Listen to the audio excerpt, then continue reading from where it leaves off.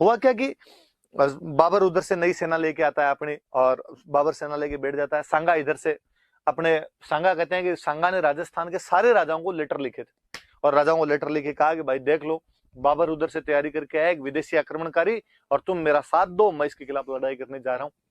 सबने कहा कि हाँ हम भी तेरे साथ तैयार है, तुम अपने कर लड़ाई, हम आ जाएंगे तेरे साथ के अंदर। तो राजस्थान के सारे राजाओं ने अपनी सेना भेजी थी। कहते हैं उसने लेटर लिख के बुलवाया था सबको। तो लेटर लिख के बुलवाने को अपने राजस्थानी में एक टर्म बोलते हैं पाती परवन। तो कोई पूछे, पाती का मतलब लेटर, परवन मतलब भेजना। तो कोई पूछे कौन से राजा ने लेटर भेज के साथियों को सहायता के लिए बुलाया था, तो सांगा ने बुलवाया था।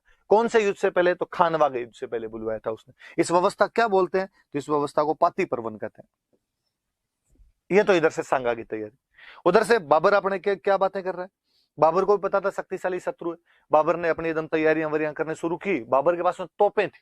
भारत में सबसे पहले कोई तोपों का यूज करना शुरू करता है, कैनन्स, तो बाबर ही था। बारूद का प्रयोग बाबर ही करना शुरू करता है। उसके बाद तोपे वगैरह थे, उसने तोपे वगैरह अपनी लगवानी शुरू की। अपने सैनिक जो घायल हो गए थे उनको सही करवाना शुरू किया और अपनी तैयारियां करी। लेकिन भाई बाबर की सेना कम थी और सांगा की सेना थोड़ी ज्यादा थी। और सांगा ने बाबर को बयाना के युद्ध में हरा दिया था, इसलिए उसके जो सोल्जर थे उनका कॉन्फिडेंस बहुत लूज हो रखा था, बहुत गिरा हुआ कॉन्फिडेंस था। और उन दिनों में कई ज्योतिषियों ने और घोषणा की कि बाबर हार जाएगा। इसलिए सैनिकों को और सबको लगता था यार लफड़ा ही। अब कहते हैं कि महीना भर तक तैयारियां की दोनों ने, और अब जैसे बाबर ने कहा अब युद्ध करना है। जैसे खानवा का युद्ध ना 17 मार्च को हुआ था, याद रख लेना। इसकी तारीख याद रखना भाई, उसकी याद रहे नहीं रहे, उसके एक महीने बाद है लगभग 17 मार्च, एक महीना एक दिन। हालांकि वो जो मैंने किताब बताई वीर विनोद, श्यामल दास जी वाली किताब, वीर विनोद में तो इसकी तारीख ही 16 मार्च है। तो आपको कोई स्पेसिफिक पूछ ले कि वीर विनोद में खानवा युद्ध की क्या तारीख है, तब तो 16 मार्च बता देना। और अन्यथा यूं पूछे खानवा युद्ध कब हुआ था, तो 17 मार्च, 17 मार्च 1527 को हुआ था। और बाबर ने अपने सैनिक वैनिक तैयार किए, तोपे वोपे लगाई, और बाबर ने एक दिन अपने सैनिकों को भाषण दिया। और बाबर ने कहा भाई कल अपने लड़ाई करेंगे। और सैनिकों ने मना कर दिया। सैनिकों ने कहा नहीं भाई हम तो लड़ाई नहीं करेंगे। क्यों क्यों लड़ाई नहीं करोगे? उसने कहा क्यों नहीं करोगे? एक तो इसने थोड़े दिन पहले बयाना के युद्ध के अंदर अपने को भगा भगा के मारा, और फिर हमने सुना है ऐसा।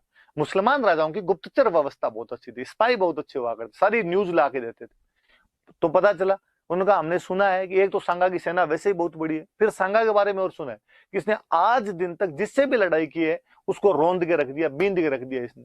फिर हमने और सुना है कि इस आदमी के एक आंख नहीं है, एक पैर से ये लंगड़ा है, एक इसके हाथ नहीं है। अब जिसके हाथ नहीं, पैर नहीं, आंख नहीं, वो आदमी लड़ने के लिए आ रहा है, तो आदमी तो नहीं, डाकी है, भूत है, और उससे क्या लड़ेंगे यार, अपने को मारेगा।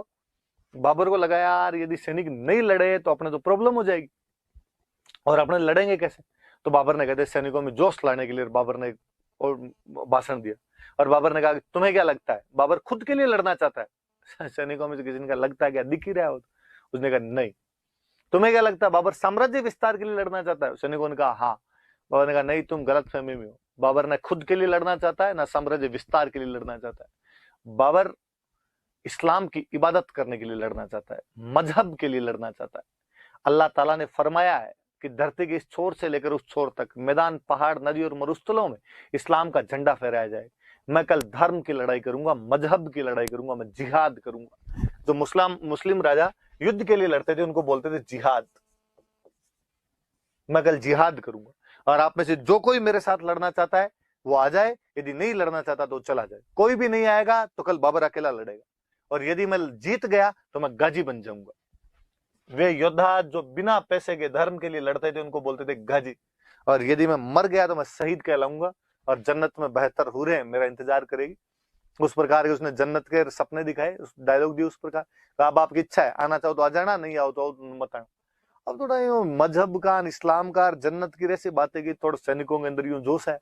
पर फिर भी सैनिकों में कोई एक इंटेलिजेंट था, और उसने कहा साहब रुको एक बात, बातें तो बड़ी बड़ी करते हो कि इस्लाम की सेवा करनी है, अल्लाह की बात माननी है, जिहाद करना है, गाजी बनना है, लेकिन सुबह शाम दोनों टाइम तो दारू पीते रहते हो। इस्लाम में तो अल्लाह ताला ये भी फरमाते हैं कि शराब पीना हराम है। और बाबर भाई एक एक नंबर का दारूड़ी आदमी था। आप उसकी बाबरनामा पढ़ लो तो पेज पेज पर दारू दारू है हर जगह। मतलब माँ सुबह उठा और शरीर टूट रहा था और मैंने शराब पी, दोपहर का खाना खाने के लिए बैठा, कोई रिश्तेदार आ गए थे उनके लिए फिर शराब पीनी पड़ी, शाम को मौसम ही थोड़ा ठंडा था, नजाकत देख के शराब पीनी पड़ी। हर जगह वो दारू की बातें करता है, दारूड़ी है, सारे दिन तो दारू पीता रहता है, और तू अब इस्लाम की बातें सिखाएगा। और बाबर को लगा कि यार ये बात तो गलत हो गई। बाबर के हाथ में उस टाइम पैक लिया हुआ ही था, ऐसा डायलॉग तो आदमी पैक लेने के बाद ही दे सकता है, और बाबर ने वो पैक फेंक दिया। और बाबर ने कहा, बाबर कसम खाता है कि आज के बाद शराब के हाथ नहीं लगाएगा। लोग उनका वो जो अंदर पड़ी पेटियां, वो बाबर ने कहा सब फेंक दो, और सारी पेटियां वेटियां उसने फेंकवा दी। इतने में एक फौजी और खड़ा, और उसने कहा कि कुरान ये भी कहती है कि कोई भी मुस्लिम राजा किसी मुस्लिम व्यापारी से टैक्स नहीं लेगा, किसी मर्चेंट से टैक्स नहीं लिया जाएगा, और तुम एक टैक्स लेते हो। बाबर एक टैक्स लेता था, तमगा। ये क्या है? बाबर ने कहा कि बाबर प्रतिज्ञा करता है, रेजुलेशन लेता है कि आज के बाद किसी भी मुस्लिम ट्रेडर से तमगा टैक्स नहीं लिया जाएगा। अब बताओ, अब भाई सैनिक तैयार, नारे लगवा दिए अल्लाहू अकबर के, सैनिक सारे तैयार हो गए। तो याद रखना, कोई पूछेगा कि बाबर ने कौन से युद्ध को जिहाद डिक्लेयर कर दिया था, खानवा के युद्ध को। कोई पूछेगा इस युद्ध, किस युद्ध से पहले बाबर ने शराब नहीं पीने की कसमें खाई थी, खानवा का युद्ध। किस युद्ध से पहले बाबर ने एक टैक्स हटा दिया था, खानवा का युद्ध। कौन सा टैक्स था? तमगा टैक्स था। लेता कौन था? बादशाह लेता था। किससे लेता था? तो व्यापारियों से लेता था, लेकिन उसने सारे हटा दिए थे। सारी बात याद, जिहाद वाली बात याद रखना, शराब वाली बात याद रखना, और तमगा टैक्स वाली रखना। और इधर सांगा क्या करता है? सांगा राजस्थान के सभी राजाओं को लेटर लिखता है, और लेटर लिख के उनको बुलाता है। कहते भाई एक तरफ तो सेना खड़ी सांगा की, इधर तो मान लो, और इधर सेना खड़ी बाबर की। सांगा की सेना थोड़ी ज्यादा,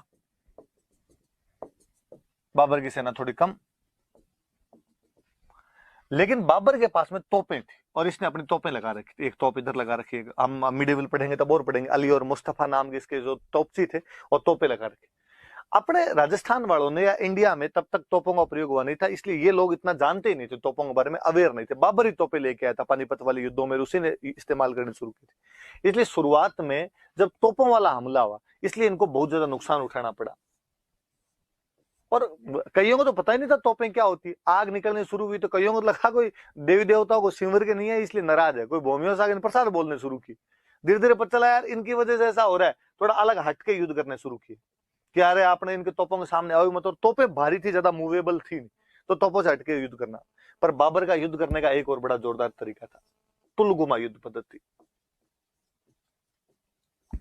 अपने लड़ाई का यह तरीका होता था, एक इधर से एक इधर से, आमने सामने की लड़ाई होती थी। हाथी हाथी से, घोड़ा घोड़े से, आपका पैदल पैदल से, तलवार तलवार से, भाला भाले से, सीधा लड़ाई करता था। लेकिन बाबर ने क्या किया, ये सैनिक तो लड़ रहे थे, आमने सामने की लड़ाई हो ही रही थी। उसने एक टुकड़ी, मान लो ये इधर इधर ये लड़ाई चल रही, एक टुकड़ी इधर से और भेजी, एक टुकड़ी इधर से और भेजी, और इन्होंने भी जाके इधर से हमला करना, तीन तरफ से घेर के मारा। ये जो उसका सिस्टम था उसको तुलगुमा पद्धति बोलते। अपने वालों को इधर समझ में नहीं है, एक इधर बंदा लड़ रहा है, एक सामने लड़ रहा है, आपस में तलवार चला, इतने में तिरछा एक आदमी आ गया, उसने आज तलवार चलाने शुरू की। इतने अपने वालों के इधर तो कह रहे चिटिंग है, इधर से किधर से, सामने से सामने से, एक एक ही लड़ो। लेकिन इतने में तो उन लोगों ने हमला कर दिया और इनको खूब सारा नुकसान पहुंचाना शुरू कर दिया।